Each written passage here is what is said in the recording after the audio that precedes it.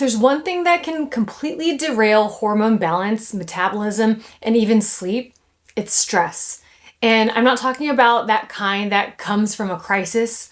I mean the constant background kind, the juggling, worrying, overthinking kind that becomes so normal we don't even realize we're living in fight or flight mode. Stress is not inherently bad. We do want some level of stress in our body, like learning something new, exercise, cold plunges, projects, but recovery is just as important. It's that chronic unmanaged stress that becomes an issue. Stress management is probably one of the biggest issues that people skip over when trying to reach their health goals because they don't realize the impact it has on their physiology. You don't know how many times I've seen people in the ER come in for chest pain, anxiety, high blood pressure, weight issues, whatever. When I talk to them and do a deeper dive into what brought them in or what's going on in their life, they have zero awareness that a lot of their health issues are due to unmanaged stress. I've literally had patients cry to me about their life, and when I ask if they've ever considered seeing a therapist, they say no, they didn't need one. Yet the root of their issue that drove them to the ER in the first place was stress. So don't ever feel ashamed of needing a therapist. Your mental health is just as, if not more important than your physical health. Mental health can actually drive your physical health in certain directions. The truth is, stress management doesn't just happen when life calms down. It has to be intentional because stress will happen, but how your body handles it depends on how prepared you are. When your brain perceives stress like a deadline, an argument, running late, your hypothalamus sends signals to your adrenal glands. They release cortisol, your main stress hormone. In short bursts, cortisol is your ally. It gives you energy, focus, and drive. But when the stress response stays switched on for too long, it starts to cause problems. Chronic elevated cortisol raises blood sugar, increases belly fat, and blunts thyroid function. It steals building blocks from progesterone, leaving you more anxious, more irritable, and less able to relax or sleep. It also increases inflammation and makes your cells more resistant to insulin. And here's the thing. During perimenopause and menopause, your body becomes more sensitive to stress. When estrogen and progesterone decline, they're no longer buffering that cortisol surge. So the same stress that you used to handle easily now hits harder and lingers longer. The effects show up everywhere. You wake up tired but wired. You crave sugar, salt, or wine at night. Your patience runs thin. Your sleep is restless, and your body holds onto fat, especially around the midsection. That's not aging, that's unmanaged stress physiology. Your body can't tell the difference between being chased by a tiger or sitting in traffic while answering texts and thinking about what's for dinner. To your brain, stress is stress. That's why awareness is step one. You can't regulate what you don't recognize. So managing stress intentionally means having a plan, tools that you can use in the moment before cortisol takes over.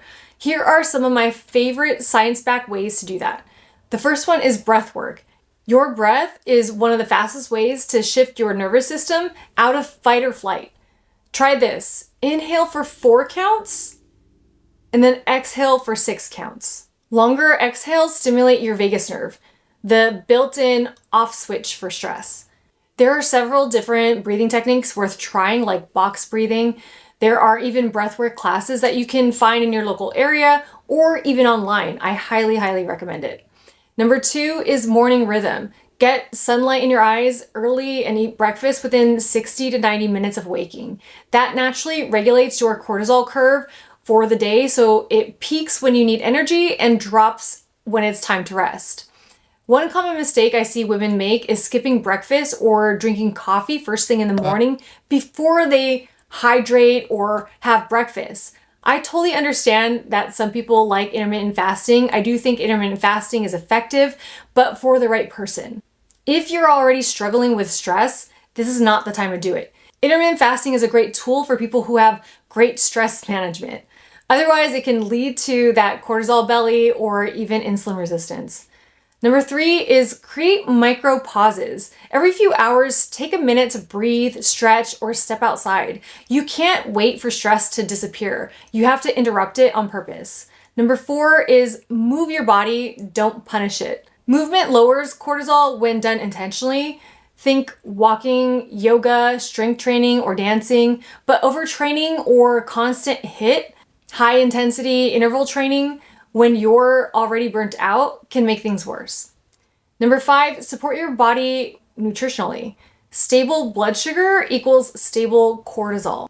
So make sure you're eating protein with every meal, don't skip breakfast, and hydrate well. Magnesium, vitamin C, and adaptogens like ashwagandha or rhodiola can also help regulate your stress response.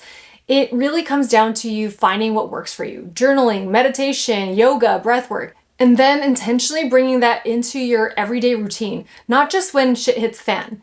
Your nervous system needs repetition. It learns safety through consistency by knowing you'll keep showing up to calm it down.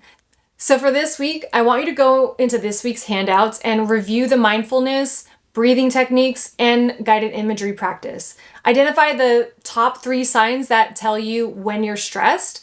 Maybe it's shallow breathing, irritability, or that wired but tired feeling. And choose one tool that you'll use in that moment.